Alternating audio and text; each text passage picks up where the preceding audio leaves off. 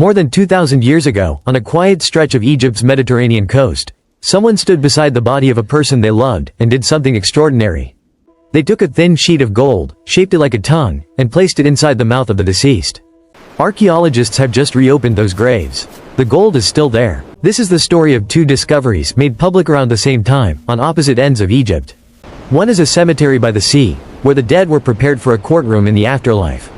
The other is an entire city buried beneath desert sand, where a brand new religion was quietly taking root. Separately, each discovery is remarkable. Together, they reveal something rare, a civilization caught in the act of changing, refusing to fully let go of what it once believed while reaching toward what it was becoming. The story begins on Egypt's northern coast, roughly 60 miles west of Alexandria, at the site of what was once a thriving trading port.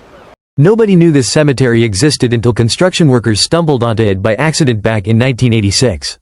Archaeologists eventually opened 18 tombs there, 11 cut deep into solid rock, nearly 26 feet down, and 7 more built above ground from limestone. Some of the burial chambers have remained sealed behind heavy stone slabs for over 2,000 years, their contents untouched, exactly as they were left.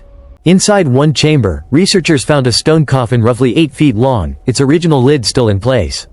But 3 smaller objects, found across multiple graves, tell us far more about how these people understood death itself. The first was a stone slab carved to resemble a doorway, a false door that opens onto nothing. The ancient Egyptians believed this wasn't a failure of craftsmanship, but the entire point. A door the living could never pass through, but the dead could, a threshold built directly into stone. Alongside these false doors, archaeologists found small glass vessels resting near the bodies, sometimes called tear bottles. Some researchers believe they once held the tears of mourners. Others think they more plainly held oil or perfume. Either explanation leads to the same conclusion. These were personal, intimate offerings, placed there by someone who stayed until the very end. And then there's the gold, the detail that changes everything about how we understand this place. To make sense of it, you had to understand what death actually meant to the people who lived here. They didn't see it as an ending. They saw it as a journey, one that led directly to the underworld, where the deceased would stand before the gods and be judged. But that judgment required something the dead could no longer provide on their own, a voice. The body would decay in the earth, the tongue included, and without a tongue, there could be no defense, no testimony, no chance at the afterlife. So the living gave the dead a solution. In ancient Egyptian belief, gold was considered the flesh of the gods themselves, the one material on earth that never tarnished, never corroded, never truly disappeared. By placing a tongue made of gold inside the mouth of someone who had died, mourners were giving them a voice that could outlast the body. A voice built to last as long as the gods it was meant to be judged by. Nearly 24 of these golden tongues have been recovered from this site so far. One was even inscribed with the Eye of Horus, an ancient symbol of protection, a final piece of spiritual armor for a soul about to face trial. Whoever placed that gold there knew, with certainty, that no living person would ever see it again. It wasn't made to be admired. It was made so that someone they loved would never have to stand silent before the gods. Around the same time this coastal cemetery made headlines, archaeologists announced a second discovery hundreds of miles away, and it tells the opposite half of the same story. Deep in a desert oasis, far from the Nile River where most of Egypt's famous history unfolded, researchers uncovered an entire buried city.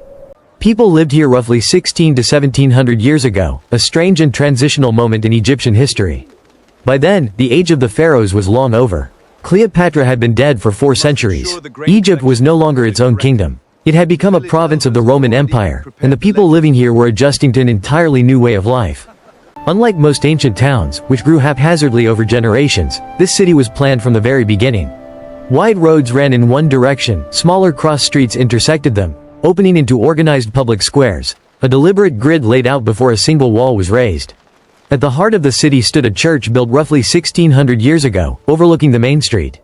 Watchtowers and a fortified structure with thick defensive walls stood at the city's edges. Inside the mud brick homes, archaeologists found bread ovens, kitchens, grinding stones, storage jars, oil lamps, and small perfume bottles. Real people cooked meals here, night after night, for years. 2 homes in particular stand out because we know exactly who lived in them. One belonged to a man named Tisos, who worked at the city's church. The other belonged to a man named Tabibos, whose house predates the church entirely. Archaeologists believe that before this community had a formal place of worship, residents gathered simply to pray inside Tabibos's living room, a private home slowly transforming into the birthplace of a public faith. Scattered throughout the city, researchers also uncovered nearly 200 handwritten notes, not written on expensive papyrus, but scratched onto broken pieces of pottery, the cheap, disposable notepaper of the ancient world. And that's precisely what makes them so valuable. These weren't monuments meant to impress future generations. They were receipts, sales records, personal letters between neighbors, the ordinary paperwork of daily survival. A grand inscription tells you what a ruler wanted history to remember. A broken pottery receipt tells you what actually happened on an unremarkable Tuesday, centuries ago. Placed side by side, these two discoveries tell a single, remarkable story. On the coast, families were still burying their dead according to traditions thousands of years old, gold tongues, false doors, an unbroken belief system reaching back to the age of the pharaohs. In the desert, a new religion was taking root one household at a time, one prayer meeting, one church, one handwritten receipt at a time. The old world and the new world, existing in the very same country, at the very same moment, neither one fully letting go of the other. That's what makes this pairing so rare. It isn't a clean snapshot of ancient Egypt, and it isn't a clean snapshot of the Egypt that came after Rome's arrival. It's the messy, human, in-between, an entire civilization caught mid-transformation. And what it leaves behind isn't treasure in the way we usually imagine it. It's a bread oven, a living room that slowly became a church, a handwritten receipt from an ordinary afternoon, and a single, thin sheet of gold, laid gently on someone's tongue by a person who couldn't bear the thought of them going silent. An emperor can shape a story to make himself look greater than he was.